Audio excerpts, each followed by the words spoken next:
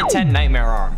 The arm at the end of the initial security breach teaser drove the internet mad for like a week before we ultimately just said we'll wait for the next trailer. And with the most recent, which was the last trailer before the game's release, we still had nothing about that arm. And I guess I can understand why, but it was still frustrating. So you can guess that when someone tagged me on Twitter at Centimeter Monroe and showed me a picture comparing the security breach arm to the arm of Nightmare Freddy, I'd be intrigued. So intrigued, in fact, that I actually got angry because if it's ever intended on being a Nightmare Freddy arm, I'm leaving, okay? Like, these animatronics are perfectly content being illusions, okay? Or in a child's imagination running wild while his body is trying to save his life. But like, still, what the hell? Like, how do these versions of Afton in an animatronic keep changing? They all have his body in it, so they must be intentionally the same endo. But then it keeps changing designs still. And a 9 STITCHWRAITH. Seeing the STITCHWRAITH was very unlikely, but I would have certainly enjoyed an appearance of the character, even if it was in like a nightmare sequence like I had suggested in other videos, or maybe it was like a brief passerby. I mean, like, it's not impossible, but I do think that that one wasn't likely to happen. Even in a future DLC, I don't think it would happen. But it would certainly be interesting to be looking out a window or something in the Pizzaplex, although there's not really any windows, but like, it would still be interesting to see him out of the corner of our eye. However, we did used to believe that the Afton arm was in fact the STITCHWRAITH, and some fans believe that BURNTRAP will actually turn into the game universe's version of the STITCHWRAITH, which wouldn't rely on Phineas tag art and would probably work better for the story of the games, but I don't know. Based on everything we've seen, I don't think that William will be losing his face anytime soon. But what do you think? Do you think that William, or I guess BURNTRAP, will end up being the STITCHWRAITH of the FNAF game universe, or do you think that we'll never see the STITCHWRAITH in the games?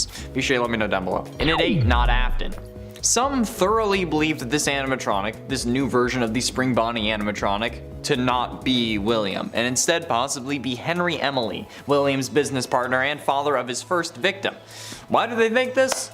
No idea. However, I can kind of see why, but simply it's just due to inconsistencies. Since seemingly the endo for this version of Springtrap also has the same endo as the Glamrock animatronics, or the ones that we see in what is honestly the scariest part of the game. Those are the only real endos that we see. Since if this was Afton, the endo should be the first version of the endoskeleton. My explanation for this is simply because they had this model for the endo in the files and they were rushing to release something after already delaying the game multiple times, so they used it and added the Springtrap bits onto it. And since he's so destroyed, it's really difficult to determine whether it's the same design as Scraptrap, and since Henry was also in the FNAF 6 location, it could be him technically, or at least he was around the location, but I still doubt it. And it's 7 Bonnie. This is an interesting theory from Reddit user u/was-that-the-bite-of-87 on the Game Theorist subreddit a month ago, which actually MatPat just talked about in his last Game Theory on Sunday. The post didn't get much love, but it's certainly interesting. Was that the bite of _87 asks if the BURNTRAP animatronic is using the disassembled Bonnie. Quote from the Reddit post. So, I have a theory that BURNTRAP is using the disassembled Bonnie robot. Let me explain. So you know how BURNTRAP has an intact animatronic foot even though no other Springtrap or Scraptrap never had them? Management might have disassembled Bonnie, and there could have been a body of GLITCHTRAP infected person in there, which explains the dead rotting corpse, and Afton could have taken over, but is weak, which explains why he needs a recharge station. That is all I have for now. It's kind of rough, but considering how Afton's body is still in that robot, which wouldn't be necessary if his consciousness is only in GLITCHTRAP or if it was transferred into this endo, I don't think that this is actually like the canon. Like I think that if Afton's body wasn't in the robot, you'd be onto something, and like MatPat would also be onto something because he also agrees that this should be Glamrock Bonnie's endo. But his body being in there has to be Scraptrap, but like heavily burnt. Like sure, he has another arm, but they could have just added an arm onto him. But like the main body of it would have to be Scraptrap, unless we have like a really messed up scenario going on, which is possible, but it's a kid's game, so I don't know. I mean, like, would Vanny take Afton's rotting corpse and put it in a new endo? I don't think so. I personally don't think so. I think that they just replaced the arms and the legs so that he could stand, because he didn't have his actual human feet anymore. That's just what I think. And at 6, AI. It is unknown how GLITCHTRAP was able to leave his body for the events of FNAF VR, or how he re-enters it for the events of Security Breach. Based on everything we know about the series, it should be impossible for GLITCHTRAP to exist if Afton is still inside BRIBERY, especially if the one you should not have killed is keeping him alive still, since that would prevent Afton from escaping from his body. And despite a line of dialogue in the trailer clearly coming from some sort of William Afton, BRIBERY never speaks throughout his entire encounter, which only makes this more confusing, since if he talked, we would know that he isn't an AI, but he doesn't talk, so we can't be sure if he is or not, since not talking doesn't exactly mean that he's an AI, since people can also choose not to talk. And the AIs in this game also talk, so at this point, we have no idea if he is or isn't an AI, which is really annoying. Although, I still believe that the one you should not have killed is Gregory, not Cassidy, but you know, well, MatPat doesn't want to talk about it. He won't respond to my Twitter, okay? Or my Instagram, or literally anything at this point. MatPat, please, let's talk about this. Halfway through into number 5, Ultimate Custom Night. I think we all know where William Afton he deserves to go, okay? One-way trip downstairs, or as Henry said, although for one of you, the darkest pit in hell has opened to swallow you whole. So don't keep the devil waiting, old friend. I'm still waiting, Afton. And you know what? We thought we had gotten rid of him. We thought that William was in hell for Ultimate Custom Night. However, this proves to not be the case when the Man Room 1280 was released, showing us that instead William had only been in a coma like his son years before. However, this time winning was him waking up instead of dying, only dying when he explodes in the Fazbear warehouse and creates GLITCHTRAP, but apparently this is no longer what happened. Because did William really possess a hard drive and become sentient code, or is there something more going on here? While yes, weird things in the series can be explained away with, oh, it's FNAF, or like a dream theory of something, but like, no, I'm not doing that, okay? That's the coward's way out, and I'm not a coward for the most part. Although I don't want to play horror games. But like, just look, if Afton is in BRIBERY, he shouldn't be able to be GLITCHTRAP. The Ultimate Custom Night is just BRIBERY being in the pod. It's what he's seeing when he's in the pod. So everything we thought we knew about Ultimate Custom Night doesn't count anymore. And that's hella annoying because, you know what? We thought we had something. We thought that we had finally figured out one thing about this series. Then you know what Scott says? Up yours. And at 4, survivors. It seems like everyone we see in the true ending to Security Breach, including BRIBERY, are survivors of the FNAF 6 fire, which means that this would indeed be Scraptrap or Springtrap, but as to how he changed again, I have no idea. How do we know that this is everyone from FNAF 6 and not just William? Well, the blob, which is a massive sized proportion of wire tentacles, because of course it is, and animatronic parts with possession of many glowing eyes. It has a whole load of them, okay? It has a mask that is identical to that of Funtime Freddy with black eyes, pinkish red glowing pupils, and like the endo face that reveals to have face plates rather than tubes, which is already a whole other can of worms that I don't want to touch with a 10-foot pole. The blob's body is a large mass of wire like tentacles, and like it's basically what the sister location endos were made out of. However, it also appears to be a larger version of Molten Freddy from the Pizza Simulator Fire. Okay, but it's far bigger, and it has parts of other animatronics like Circus Baby, the puppet, Chica for some reason, Mangle, Bonnie, and several Endo Mark IIs. And you know what? There's probably others, which again is a whole other can of worms that I don't want to touch. Getting close to the end, in number 3, wanted, dead or alive. Forget it. Because, yeah, you know what? This is actually a good question in this case, since I don't know if Afton is alive or dead inside of the BRIBERY suit, okay? He was alive in the Springtrap and Scraptrap suits, as we learned from the Man in Room 1280, because he was possessed by the one you should not have killed. But did he finally get put down after FNAF 6, or is he still kicking? Okay, his body is still present within the BRIBERY suit, or at least it partially is. His skull is still there. So, what's the consensus here? I don't know. The existence of GLITCHTRAP seems to imply that he's dead in the suit, but Ultimate Custom Night suggests that the one you should not have killed is still possessing him, which would be what he sees in the recharge station, which would mean that he's alive, and not because of the recharge station, but because the one you should not have killed would still be possessing him, which they would only do if he was still alive, since if we're being honest, the only reason that Afton was possessed was so that he could suffer, so being possessed after he's dead isn't really gonna do anything for Crying Child, because that Crying Child is definitely the one you should not have killed, not Cassidy. I'm saying it, okay? It's a thing. And the one you should not have killed would not be controlling Burn Trap to take over Freddy and turn things evil. It just goes against what we know about the character. So I don't know at this point. I feel like he's probably still alive, but like just barely. Although that means that GLITCHTRAP shouldn't exist. Penultimately, in at number 2, Finally Dead. The true ending is seemingly one of the scariest parts of the game because it contains a load of things, okay? After making your way into Burn Trap's area, Freddy will be taken over by Afton's newest form, and it's up to Gregory to defeat him by pressing 3 buttons outside of 3 monitors to burn Burn Trap. Players will also need to avoid the animatronic enemies that come for Gregory and then use the doors to temporarily lock them out, and then other things. When Burn Trap is finally burned, the blob, which was that tentacle monster thing that I was talking about, attacks him to make sure that he doesn't get away. Freddy and Gregory will then be shown escaping and sitting on a hill together. However, if the blob actually does kill William is a totally different question. There are death animations in the game files, however they aren't used in the ending, so we can't count it as canon. Plus, the whole I always come back thing should have ended with this game from what we understood about the series, but he came back nonetheless, so even logical conclusions aren't going to help us. And if the blob was going to ensure William's death, it would then have to ensure its own death, so I doubt that it did it. God, just please let William finally be dead for the love of everything in life. Please. And finally, in at number 1, comes back.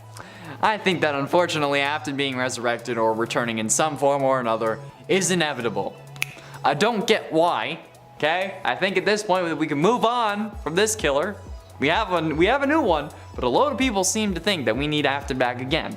I put a poll up on like the Vanny facts lists that we know during the premiere. And even though the video is about Vanny, only 51% of people thought that she was better than GLITCHTRAP.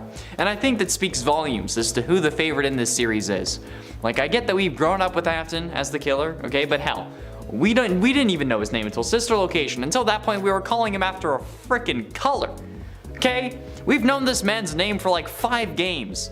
That's literally half the series. That's half the time the series has been out. The first 4 games didn't have him, okay? He was just like, he wasn't even a character in the first game.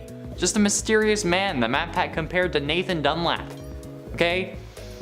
Just end him. Finally, please! Into 10 Dreadful Dancing. The end of the main game of FNAF VR has us getting stuffed into the Freddy animatronic on stage by GLITCHTRAP and singing a song while he dances in the dining area where we make all of our decisions, you know, where we choose what games we want, etc. However, the question is, why is he dancing? At this point, this man has done nothing to escape the game, yet, like, he's still trapped in it, and he isn't really able to get out as of yet, so why is this happening? Is it because he's killing again, or was just able to stuff someone in a suit again, which seems to be his kind of kink? Which, I mean, like, I'm definitely going to be kink shaming that, because, like, while you can be into whatever you're into, okay, I think that saying reaches its limit when you're actually harming other people. Just saying.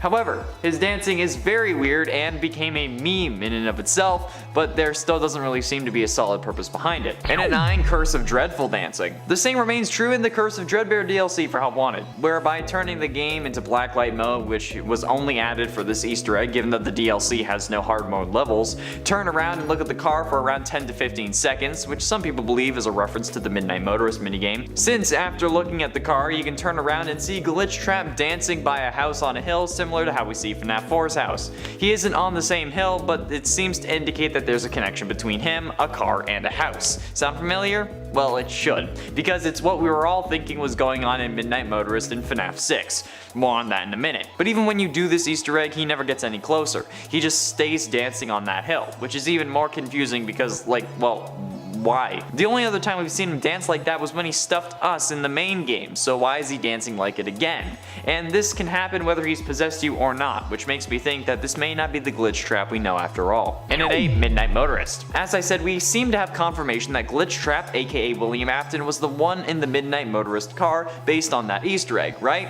Well, what if I told you that there was another explanation? That would also explain the dancing. Yeah, you heard that right.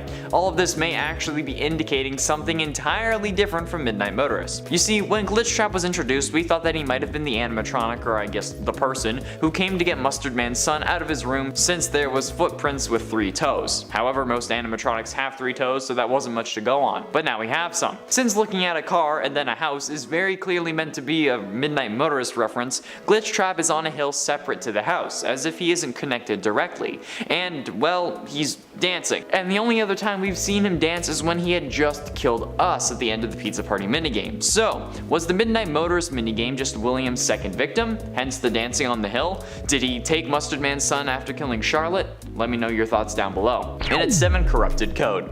I've said multiple times that if Glitchtrap was actually never meant to be in the game, that he wouldn't be able to do the things he does, like moving curtains and whatnot. However, there is another possibility that is just as viable. Did William take control of Glitchtrap? You see, there are technically 2 versions of Glitchtrap present within the game. The one in a full suit that is solid that we see when we're in the Pizza Party minigame and then when he attacks us after collecting all 16 tapes. But the thing is, even if you don't collect a single tape and play through the whole game, that Pizza Party minigame Glitchtrap will still be there fully formed.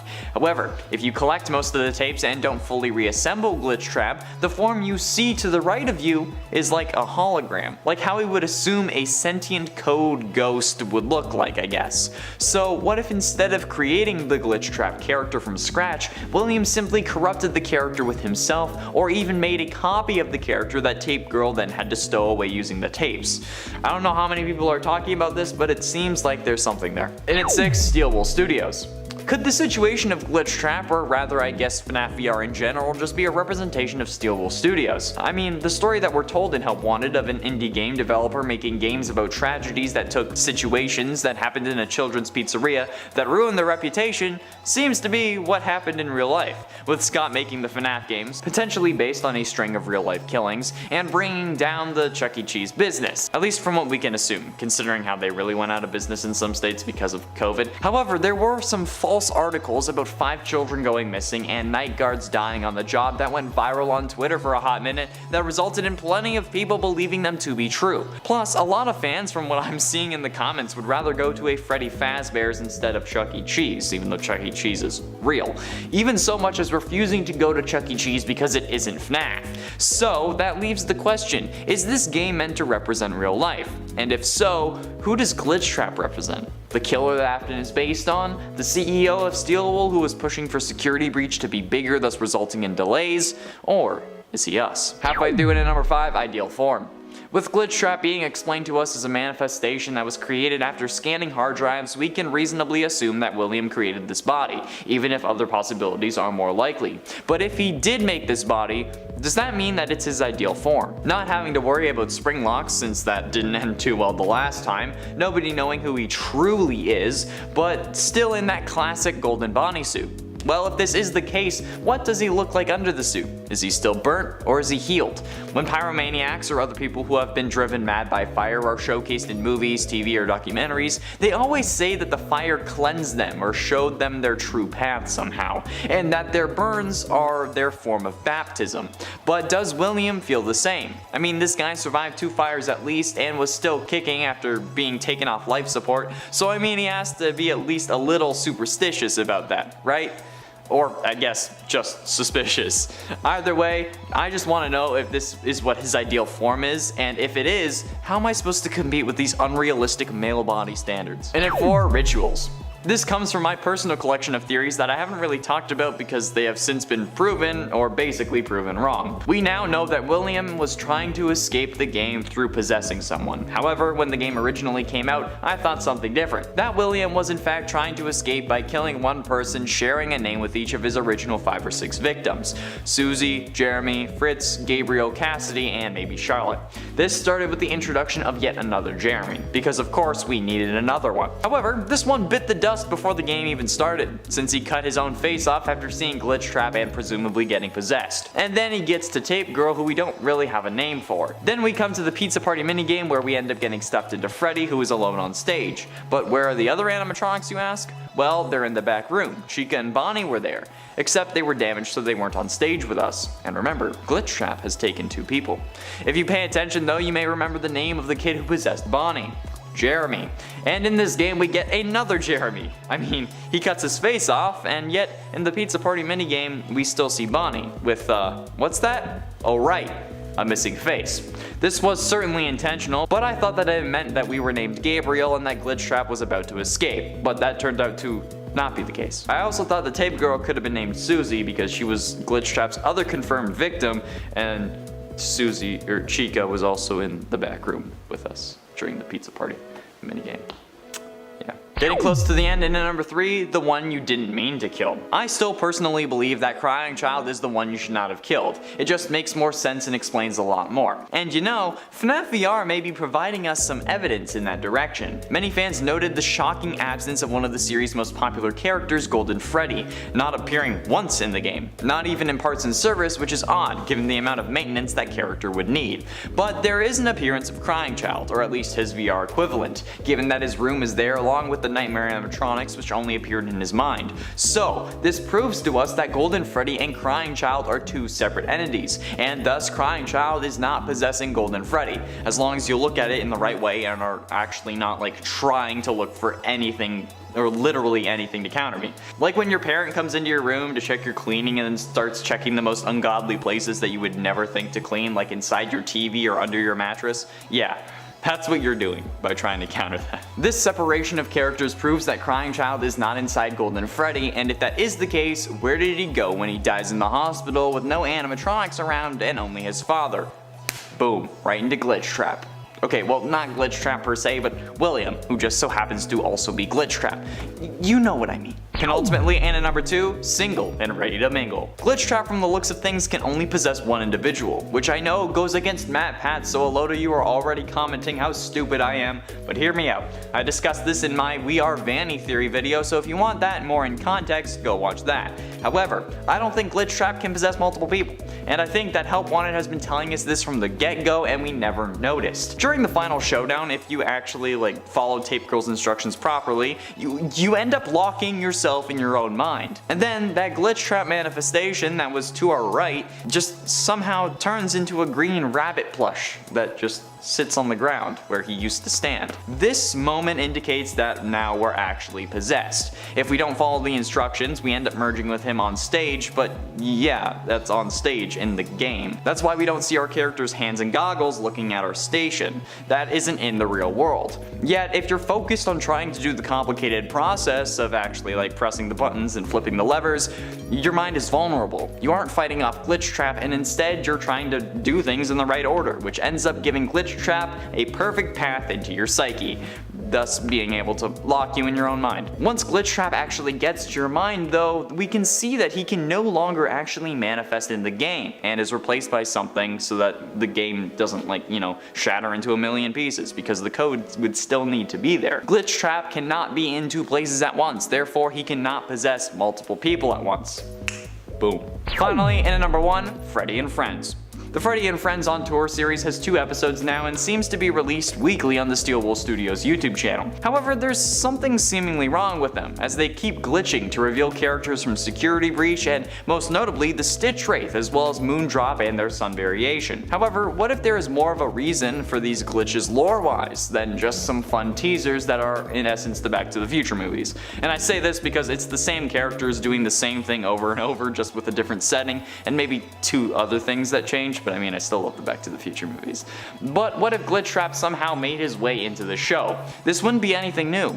Story taking place outside the games happens quite frequently in this series. Take Baby having a fight with Ennard, for example. That happened between games in the source code for ScottGames.com. So, with William making an effort to make his way into an animatronic body, what if these clips are him working on that? After all, they are glitches, and just because they're coming out before Security Breach doesn't mean they take place before it. Take FNAF FNAF 2, which is a prequel for FNAF 1. These things don't have to appear in order. Therefore, these could very well be after we save Vanny or after William no longer has use for her and went back to possessing technology so that he could take over the STITCHWRAITH's endoskeleton at the end of Security Breach. In at 10, William Afton. Before Sister Location's release, we could only speculate as to the name of the individual we knew as Springtrap. Tons of names were made. Dave, Dylan, Trent, Kyle, Steven, you name it, and someone had claimed that this was Springtrap's name. However, the introduction of Springtrap's true identity, William Afton, was actually in the FNAF novels, more particularly The Silver Eyes, the first novel in the series.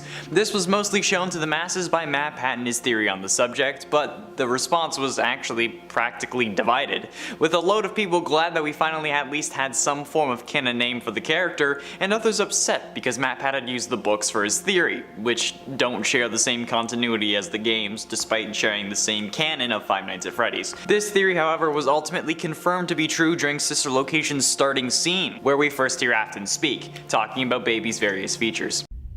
There's no doubting what you've achieved on a technical level. These are clearly state-of-the-art. There are just certain design choices that were made for these robots that we don't fully understand. We were hoping that you could shed some light on those. She can dance. She can sing. She's equipped with a built-in helium tank for inflating balloons right at her fingertips. She can take song requests. She can even dispense ice cream. With all due respect, those aren't the design choices we were curious about, Mr. Afton. In at 9, Eternal Torment. Ultimate Custom Night was a really interesting turning point in the FNAF series. The original Afton storyline was finally at a close, and this game was the ultimate capstone to that, with some important lore hints in the form of voiced lines that play when you get killed. However, this game still fits into the FNAF story and serves as a link between the original story and the new one, the new story being Afton trying to escape the video game world that he got himself locked in. But we originally interpreted this game all wrong, since we initially thought that William was burning in hell, or at least stuck in purgatory. But as all Supernatural fans know, purgatory is just a giant forest where monsters kill each other for all eternity, not a security guard office where you have to fight off countless animatronics. But this idea, despite being solid with incredible amounts of evidence, was proven wrong thanks to the original final book in the Fazbear Fright series called Bunny Call. Wow, Scott really likes to act like he's ending things with Springtrap and then just totally doesn't. However, in this book, the story of the man in room 1280 tells the true tale of what's going on in this game. Afton is in the hospital, horrifically burned after the FNAF 6 fire, and is stuck in a coma, much like Crying Child was in FNAF 4. Eventually he wakes up though, which I'm guessing is him beating 50-20 mode, and is brought to a Fazbear warehouse where he promptly explodes and possesses a hard drive. Fun. And at 8, Bribery. The fact that William wasn't caught or that everything seems to go so perfectly for him has to have an explanation. It's not like this guy just got that lucky. No way, not in Five Nights at Freddy's. There has to be a reason behind why the cops didn't check inside the bleeding and horrifically smelling animatronics. We know that this is the case because the newspapers from FNAF 1 confirm that the restaurants shut down thanks to animatronics smelling like death and leaking mucus and blood. Here's a quote from one of those clippings. Police were contacted when parents reportedly noticed what appeared to be blood and mucus around the eyes and mouths of the mascots. One parent likened them to reanimated carcasses. How were the bodies not found then? They could have tested the blood, found that it was similar to the parents if they didn't have any of the kids' DNA on file, and then easily have gotten a warrant to take the animatronics. But they didn't. The dead bodies were still never found and Afton was released. How the actual hell is that possible? The only way I can see, personally, is bribery. Like, William had to have been bribing these people, and they had to know that he was locked in the back room of Fazbear Frights, because why would they tear down a random wall to find that animatronic? It's impossible. There's no way that he just got released out of random chance. No one is that lucky. No. And at 7, The Arm. We don't know too much about the upcoming FNAF game Security Breach. So far we know that there are at least 5 new animatronics and a whole pizzaplex to explore, and the game will have a day and night cycle, but that Afton will also somehow be involved thanks to the appearance of Vanny, who will serve as the antagonist to this game. However, in the gameplay trailer released for the game by PlayStation, at the very end we see a seemingly metallic arm reach out from behind some boxes. Some believe this to be the arm of the STITCHWRAITH, others think that this is William. I think it's the latter, since, you know, we can see the reflection of purple light coming off the arm. And and Springtrap, aka good old Willie Afton, is known for being the purple guy. This combined with the fact that he's trying to escape the game indicates that he will in fact be successful, and his goal of achieving eternal or everlasting life will be complete, since now he exists as code, and can, I'm guessing, jump from animatronic to animatronic. And that's probably going to end up being a feature in the game after Security Breach, if there is one. And at 6, GLITCHTRAP. GLITCHTRAP is very clearly meant to be William Afton in his code form. As Tape Girl says, he was created after they scanned a hard drive they were given that was meant to help with coding the AI for the animatronics. However, while this is evidently William, it's theorized by many that this is meant to be based on the original suit that Afton wore to lure kids away, or at least try to, since thanks to the newly released FAS Facts, which I covered in detail in another video, link is in the iCard, we now know that the first animatronics William built, or at least some of the first, had claws that could hide away items, which is a feature only present in the Funtime animatronics. So the Funtimes were built before the spring-lock suits used in Fredbear's Family Diner, at least they could be. So this would have to have been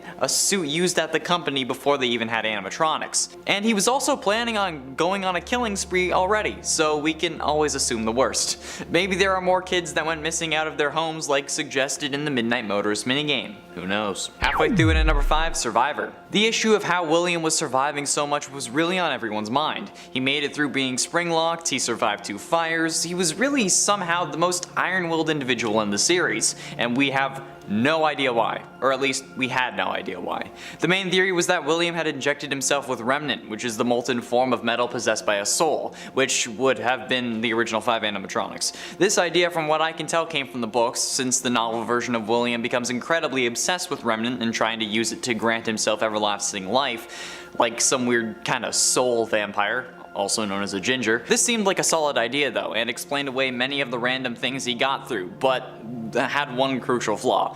The only way to destroy Remnant is with a fire, so he would have had to make it out of the FNAF 3 fire unscathed, which as we saw in Sister Location's ending, he didn't, since he was literally at the burnt down Fazbear Fright.